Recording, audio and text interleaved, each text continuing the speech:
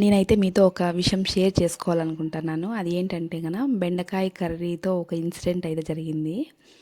అది ఏంటంటే hi welcome back to our channel అనోదియా వ్లాగ్స్. అది ఏంటంటే నాకు పెళ్ళైన కొత్తలో అనమాట. అంటే నాకు ఇప్పటికి 6 ఇయర్స్ అవుతుంది మ్యారేజ్ అయ్యి మాకు. పెళ్ళైన కొత్తలో 1 మంత్లోగానే అనమాట నేను ఈ బెండకాయ కర్రీ అయితే చేసినాను. అది ఎలా చేస్తానంటే చెప్తా చూడండి. ఇప్పుడు మామూలుగా మనమైతే బెండకాయలని ఫస్ట్ కడిగి తర్వాత క్లాత్తో తుడిచి తర్వాత కదా మనం కర్రీ చేస్తాము.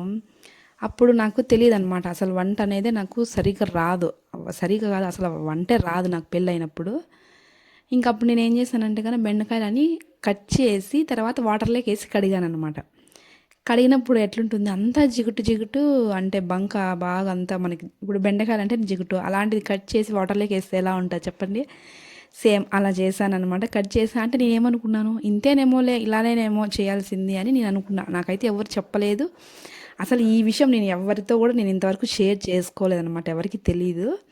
మీతోనే ఫస్ట్ షేర్ చేసుకుంటున్నాను అనమాట. అలా జిగుటు జిగుటు వచ్చిన తర్వాత అలానే కర్రీ చేసేసినాను. కర్రీ చేసిన తర్వాత టేస్ట్ చూస్తే అస్సలు ఏం బాగాలేదు. ఇంకా నేనైతే అది పడేసిన లాస్ట్కి. నాకు ఈ బెండకాయ కర్రీ ఎప్పుడు చేసినా కానీ నాకు ఖచ్చితంగా ఆ ఇన్సిడెంట్ అయితే గుర్తు వస్తుంది. నేనైతే ఎవరితో కూడా ఇది షేర్ చేసుకోలేదనమాట. ఫస్ట్ టైం మీతోనే షేర్ చేసుకుంటున్నా.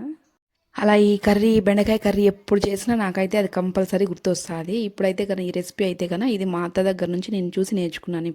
ఇప్పుడు చేసే ప్రాసెస్ అయితే ఏం లేదు, మనము ఫస్ట్ కడాయి పెట్టేసి ఆయిల్ వేసుకొని పోపు అయితే వేసుకునేద్దాం. కొద్దిగా సాసవలు, జీలకర్ర, ఆనియన్స్, కరివేపాకు వేసి బాగా ఫ్రై చేసుకున్న తర్వాత కొద్దిగా మగ్గిన తర్వాత పచ్చిమిర్చి యాడ్ చేసుకొని అందులోకి మనం బెండకాయలు వేసుకుని బెండకాయలు కొద్దిగా మగ్గిన తర్వాత టమోటాస్ అయితే యాడ్ చేసేద్దాము.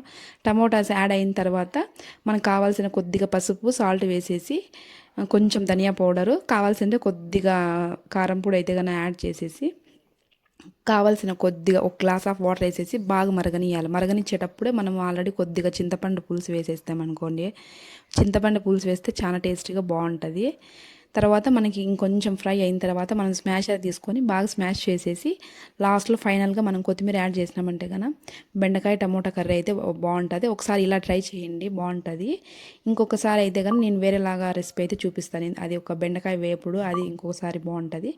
ఒకసారి అయితే ఇలా ట్రై చేసి చూడండి, చాలా బాగుంటుంది బెండకాయ టమోటా కర్రీ. ఈ విషయాన్ని అయితే ఫస్ట్ మీతో షేర్ చేసుకున్నాను కాబట్టి ఒకవేళ మీలో కూడా ఎవరైనా అలాగే చేసింటే ఖచ్చితంగా కామెంట్ చేయండి. ఈ ఖచ్చితంగా ఒక లైక్ అయితే ఇవ్వండి, వీడియో చూసి బాగుంటే ఖచ్చితంగా లైక్ అయితే ఇవ్వండి.